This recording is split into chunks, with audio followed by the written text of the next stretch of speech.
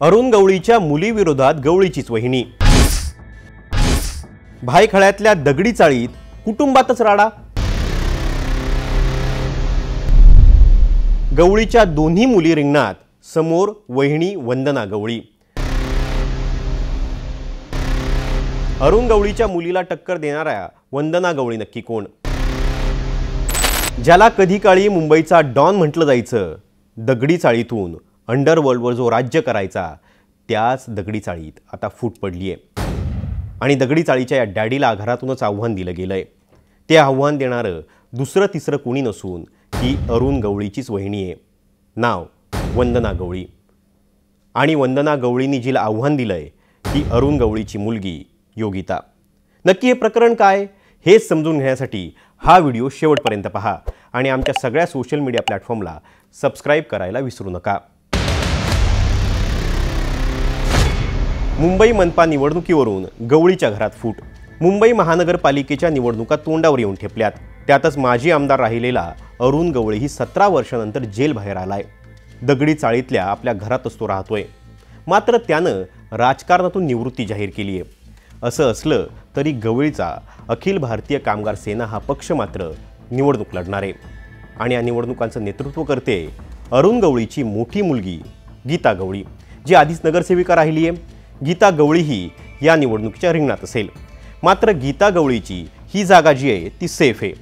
तिथं कौटुंबिक वाद नाहीत, वाद झालेत दुसऱ्या जागेवरनं, जी यंदा गवळी कुटुंबानं पहिल्यांदाच लढण्याचा निर्णय घेतलाय।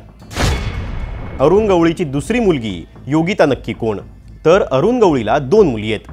पहिली गीता, जी आधीच राजकारणात आहे, मात्र आता अरुण गवळीची दुसरी मुलगी ही राजकारणात सक्रिय होऊ पाहते। या मुलीचं नाव योगिता। योगिता गवळीनं यासाठी तयारीही सुरू केली आहे। योगिताचं सासरचं नाव वाघमारे। मराठी अभिनेता अक्षय वाघमारे सोबत योगिताचं लग्न झालंय। पण आता राजकारणातल्या लॉन्चिंगचं सगळं प्लॅनिंग करते मोठी बहीण गीता। यासाठी मुंबई मनपाचा 207 क्रमांकाचा वॉर्डही निश्चित करण्यात आलाय। विशेष म्हणजे योगितानं सोशल मीडियावर आपण ही निवडणूक लढवत असल्याचं जाहीरही करून टाकलंय।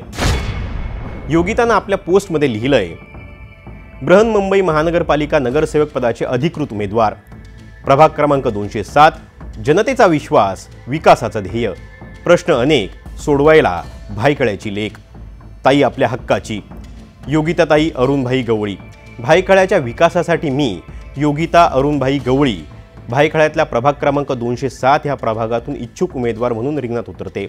2004 साली आपण विधानसभेच्या निवडणुकीत डॅडीवर केलेलं प्रेम पाहिलं, मतदानरूपी आशीर्वाद दिलेत, त्याच आशीर्वादाची पुनरावृत्ती करण्याची आता गरज आहे। डॅडींनी जी जनतेची कामं केली, त्यांची सेवा केली, तो अजेंडा मी पुढे घेऊन जाऊन जनतेची सेवा करण्याचा वारसा जपणार आहे। मी एक उमेदवार म्हणून नाही, तर आपल्या भायखळ्याच्या प्रत्येक घरातील सदस्य म्हणून मला आपलं काम करायचं आहे। नगरसेवक हे पद म्हणून न बघता एक जबाबदारी म्हणून मी त्याच्याकडे पाहते। राजकारण न करता समाजकारण करण्याचा आमच्या परिवाराचा नेहमीच कल राहिला आहे। त्यामुळे मला आपली सेवा करण्याची एक संधी द्याल ही आशा करते। तुमची भायखळ्याची लेक योगिता अरुणभाई गवळी। जय शंभो नारायण। गवळीच्या मुलीला टक्कर देणाऱ्या डॅडीची वहिनी वंदना गवळी कोण? दरम्यान अरुण गवळीची वहिनी ही याच वॉर्डातून निवडणुकीच्या रिंगणात आहे। नाव वंदना गवळी। वंदना गवळी या आधीपासूनच राजकारणात सक्रिय आहेत। अरुण गवळीची पार्टी असणाऱ्या अखिल भारतीय कामगार सेनेचं त्या काम करतात। त्याच पक्षाच्या त्या महिला अध्यक्षही आहेत। याआधी भायखळ्यातून 2दा नगरसेविका त्या राहिल्यात। मात्र गेल्या काही काळापासून एकनाथ शिंदेंच्या शिवसेनेचं काम करताना त्या दिसतात। त्यांचं प्रोफाईल पाहिलं की लक्षात येतं शिंदेंच्या शिवसेनेत त्या ॲक्टिव्ह आहेत। हेच नाही तर वंदना गवळी ही सोशल मीडियावर आपली उमेदवारी जाहीर केली आहे। वंदना यांनी इंस्टाग्रामवर पोस्ट करत म्हटलंय, जी प्रभागासाठी धावली तीच वंदना गवळी। या पोस्टरवर प्रभाग क्रमांक 207 लिहिलंय, ज्यात वंदना यांनी एकनाथ शिंदे, श्रीकांत शिंदे, मिलिंद देवरा यांच्यासह शिवसेनेच्या नेत्यांना टॅग केलंय। त्यामुळे वंदना यांना शिवसेनेकडून उमेदवारी मिळेल असं भाकीत वर्तवलं जातंय। दोघींच्या लढाईत भाजपचा फायदा? दरम्यान 2017च्या निवडणुकीत भाजपच्या सुरेखा लोखंडे यांनी याच प्रभागातून विजय मिळवला होता। साहजिकच भाजप या मतदारसंघासाठी आग्रही असेल।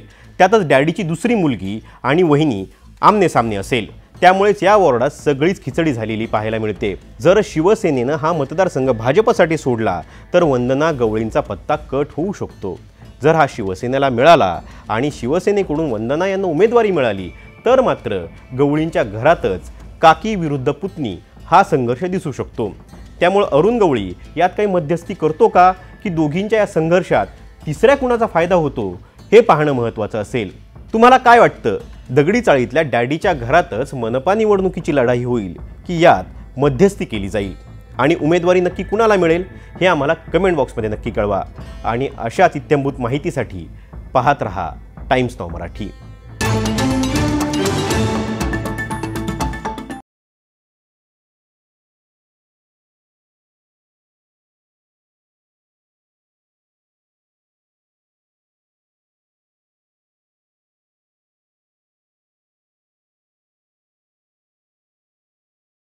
मुंबई मनपा निवडणुकीत डॅडींच्या लेकी अरुण गवळीच्या दोन्ही मुली निवडणुकीच्या रिंगणात। डॅडी बाहेर आला, आता राजकारणात परत येणार?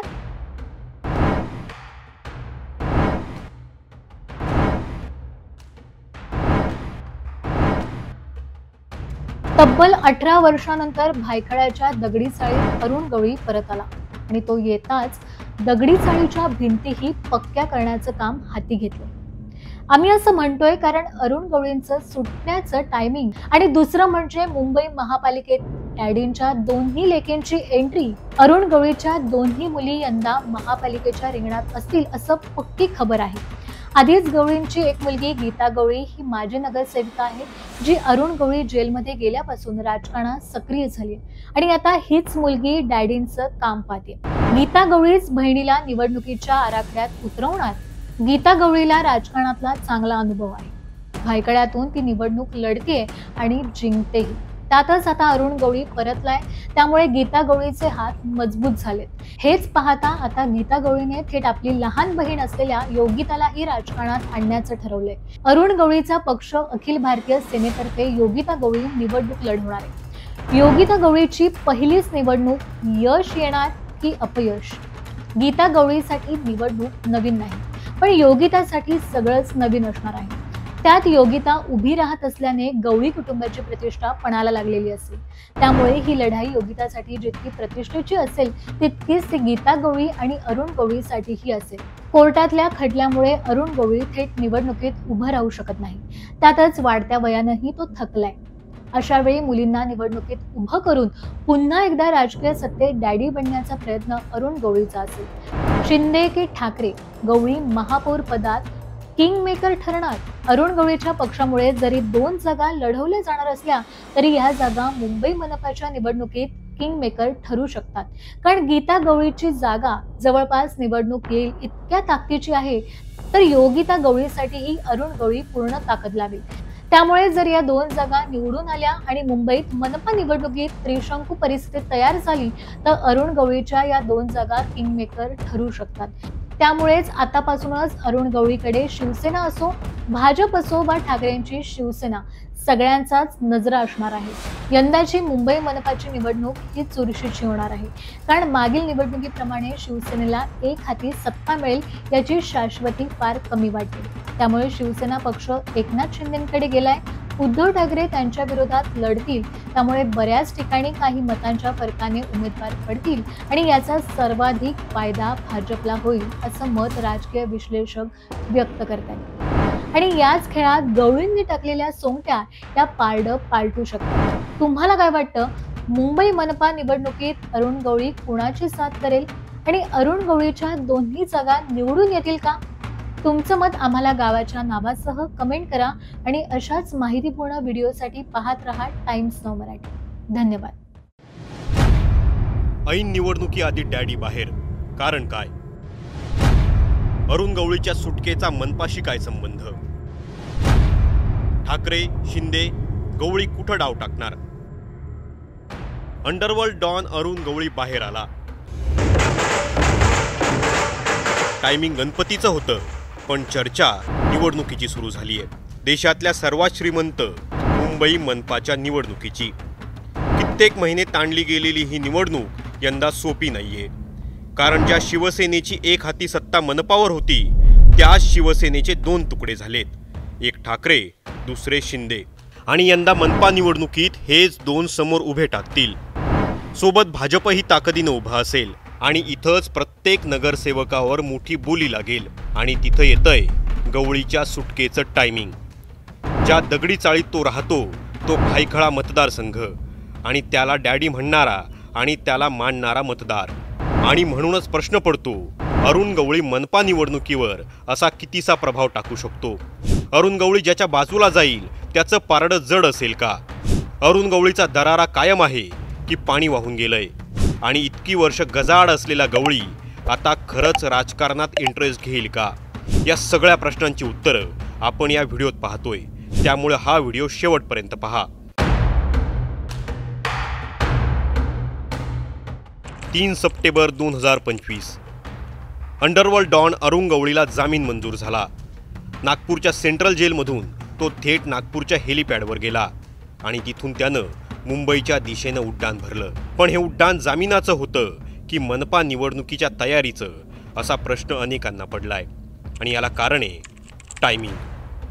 कारण तब्बल 18 वर्षांनंतर त्याला जामीन झालाय। याआधी तो पेरोलवर बाहेर यायचा, पण जामीन पहिल्यांदा मिळालाय आणि तोही अशा वेळी ज्यावेळी मनपा निवडणुका तोंडावर आहेत आणि एकटा गवळी अख्ख्या भायखळ्याचं मतदान फिरवण्याची ताकद ठेवतो असं राजकीय विश्लेषकांना वाटतंय। आणि त्याला कारण आहे मागचे आकडे, जे गवळी जेलमध्ये जाण्याआधी त्यांनी मिळवलेत आणि त्याच्या मुलीला आतापर्यंत भायखळ्यातून झालेलं मतदानही। भायखळ्याची 3.5 लाख मतं नक्की कुणाची? भायखळा असा मतदारसंघ ज्यात मराठी अमराठी, हिंदू मुस्लिम अशी विभागलेली मतं आहेत। गेल्या लोकसभा निवडणुकीत उद्धव ठाकरेंच्या सगळ्यात कामी आलेला हा मतदारसंघ। पण या मतदारसंघातच आहे दगडी चाळ, ती दगडी चाळ जिथं अरुण गवळी राहतो आणि या दगडी चाळीतूनच तो अख्खा मतदारसंघ फिरवण्याची ताकद ठेवतो असं जाणकार सांगतात। खुद्द अरुण गवळीही इथून निवडून आलाय। हेच काय, त्याची मुलगी गीता गवळी याच भागातून नगरसेवक म्हणून निवडून आली आहे। भायखळा आणि अरुण गवळीचा राजकीय दबदबा। भायखळ्यातून गवळी अनेकदा निवडून आलाय। साल होतं 2004चं। इथल्या चिंचपोकळी मतदारसंघातून विधानसभेच्या निवडणुकीला गवळी उभा राहिला। कुठल्याही पक्षाच्या निशाणीखाली नाही तर अपक्ष, आणि तो या मतदारसंघातून निवडूनही आला, आमदार झाला। हेच काय, या आधीच्या लोकसभा निवडणुकीत तो उभा राहिला आणि तब्बल 92,000 मतं खाल्ली।